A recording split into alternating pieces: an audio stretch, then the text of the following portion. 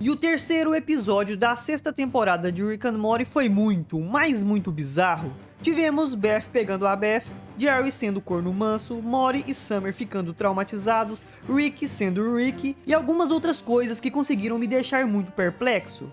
Ficou curioso? Então fica até o final que eu vou fazer um review desse episódio e mostrar algumas coisas que você possivelmente não percebeu. Mas antes, não se esqueça de deixar o like e de se inscrever no canal para continuar recebendo vídeos como esse. O episódio começa com Morty testando seu novo videogame alienígena ultra realista que ele tinha ganhado de sua mãe espacial, que tinha aparecido para o jantar do Dia de Ação de Graças. E como já vimos lá no sexto episódio da quinta temporada, sempre que essa data chegava, o Rick se transformava em um peru e enganava o presidente para perdoá-lo por todas as merdas que ele tinha feito durante o ano. Depois de conseguir seu perdão, Rick volta para casa e é obrigado a participar do jantar em família, já que ele não tinha mais sua arma de portais para poder fugir. Quando todos se sentam na mesa, Jerry começa a fazer um brinde, falando coisas doces sobre sua esposa. Mas, como era o Jerry falando, ele acaba deixando todos desconfortáveis, quando termina seu brinde dizendo que se mataria se a Beth o abandonasse ou fosse infiel.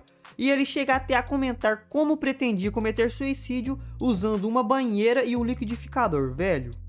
Depois do jantar, as duas Beths começam a lavar a louça, demonstrando que conseguiram se entender depois das brigas que tiveram nos últimos episódios, e até viraram boas amigas. A Beth espacial comenta que a nave dela era tipo a TARDIS, que pra quem não conhece é uma nave da série Doctor Who, que por fora parece uma pequena cabine telefônica, mas que por dentro é muito grande. Ou seja, embora a nave da Beth espacial pareça ser pequena por fora, por dentro ela é muito grande. Então, enquanto continuavam sua conversa, as duas começam a beber uma espécie de vinho venusiano que estava em cima da pia. E a Beth espacial resolve colocar um chip na Beth terrestre, que permitia que ela falasse em venusiano, que nada mais era do que falar em francês. Enquanto isso, Rick, Morty e Summer estavam se divertindo com um videogame ultra realista. Eles estavam jogando um jogo muito parecido com o Asteroids do Atari, que era basicamente uma navezinha destruindo asteroides no espaço. Eles então percebem que o jogo estava configurado no nível 4 de realismo, e decidem mudar para o nível 10. Porém, o que ficou mais realista não foram os gráficos do jogo, mas sim a história, que começou a levar em conta que a maior parte do espaço era vazia, e por isso não tinha muitos asteroides para eles destruírem, e a única coisa que eles conseguiam fazer, além de vagar pelo espaço, era deixar uma mensagem de vídeo para seu filho caso morressem. Naquela noite, a Beth não consegue dormir, e por isso resolve dar uma volta e acaba encontrando com a Beth espacial, que também não conseguia dormir. Depois de conversarem, as duas começam a se massagear e a dar em cima uma da outra, e quando estavam quase se beijando, são interrompidas por um barulho vindo de dentro da casa, que na verdade era a Summer, que tinha ido pegar um copo de água e acabou presenciando toda aquela cena. Muito abalada e incapaz de lidar com as coisas que viu, Summer decide fugir da realidade, voltando toda sua atenção para o videogame. E por isso começa a jogar com Rick uma versão realista de Street Fighter, onde eles começavam a controlar o lutador no início do dia e precisavam andar pela cidade procurando pelo outro personagem. O jogo é tão realista que nem era garantido que iria acontecer a luta, porque se os dois lutadores demorarem para se encontrar, eles acabariam esquecendo o motivo de por que queriam brigar, e por isso não lutariam. As duas Beths então aparecem dizendo que iriam até o sistema Glop Drop tomar sorvete, mas isso acaba sendo apenas uma desculpa para elas poderem ficar sozinhas, e por isso elas vão até um dos apartamentos da Beth espacial, e terminam lambendo outra coisa que não é sorvete. Uma coisa que eles deram muito destaque foi que a Beth espacial tem uma foto de sua família em seu apartamento, e se você olhar bem vai perceber que o porta-retrato está muito empoeirado, menos no rosto dos membros da família, o que pode indicar que a Beth espacial sente saudades e gosta de ficar olhando para eles.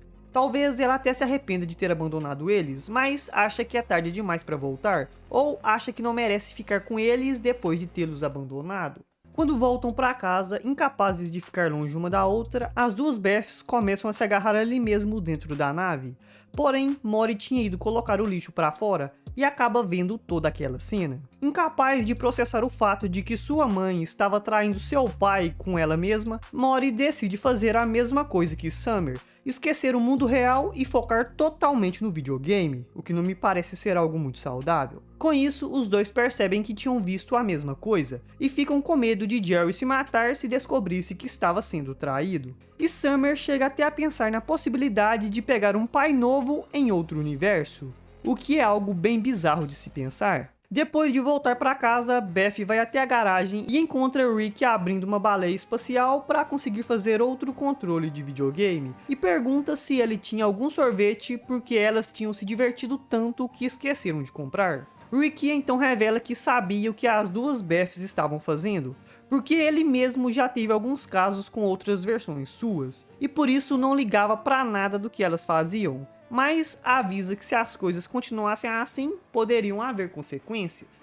Enquanto isso, percebendo que suas mães eram horríveis para esconder o caso que tinham, Mori e Summer decidem distrair Jerry para que ele não percebesse nada, e por isso o colocam para jogar o videogame, mas sem querer colocam para ele um jogo de traição, onde ele faria o papel de uma mulher casada que estava tendo um caso com outra mulher e teria que esconder isso de seu marido, algo bem irônico. Jerry gosta tanto desse jogo que se recusa a trocar quando seus filhos pedem, e por isso todos resolvem deixá-lo jogando em paz e vão procurar pelas Beths.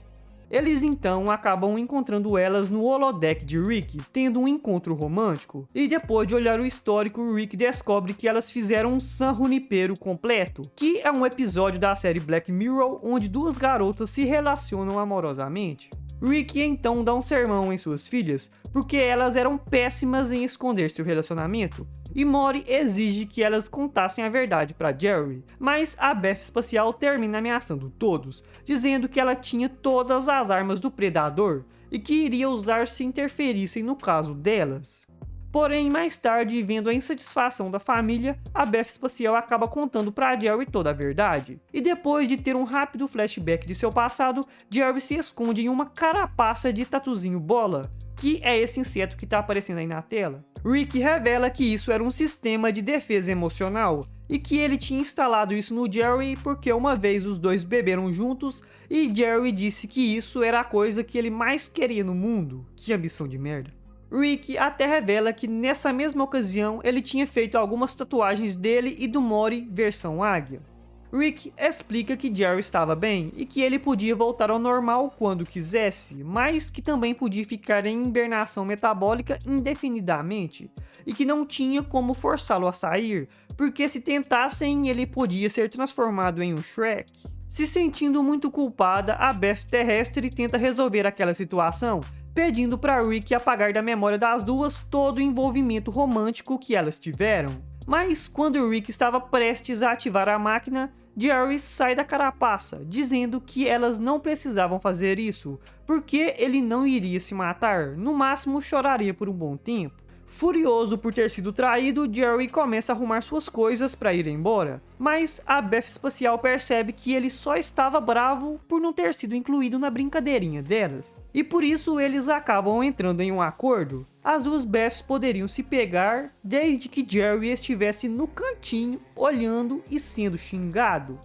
Enquanto isso acontecia, o resto da família estava aterrorizado ouvindo o que eles faziam no quarto, e Mori chega a implorar para Rick arrumar a arma de portais para que eles fugissem daquela situação. No outro dia, depois que a Beth espacial vai embora, Rick diz ter aprendido uma lição valiosa, e em seguida vemos ele guardar a garrafa de vinho venusiano em uma geladeira dimensional, e depois tritura o controle para que ninguém nunca mais a pegasse. Isso pode indicar que o vinho foi o grande responsável por deixar as duas Beths louquinhas uma pela outra, e muito provavelmente tudo isso não passou de um dos planos malucos de Rick, talvez para que suas duas filhas parassem de brigar, ou só para tentar deixar o dia de ação de graças mais divertido. Mas uma coisa é certa, os planos dele foram completamente arruinados quando Jerry entrou na brincadeira.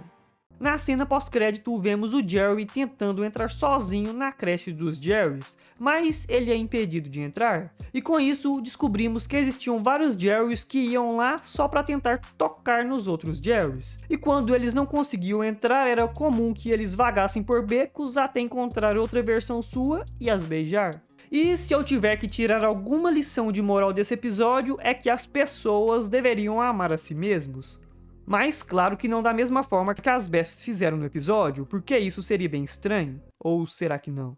E esse foi o review do terceiro episódio da sexta temporada de Rick and Morty. Deixa aí nos comentários se você pegaria ou não um clone seu. Valeu e fui!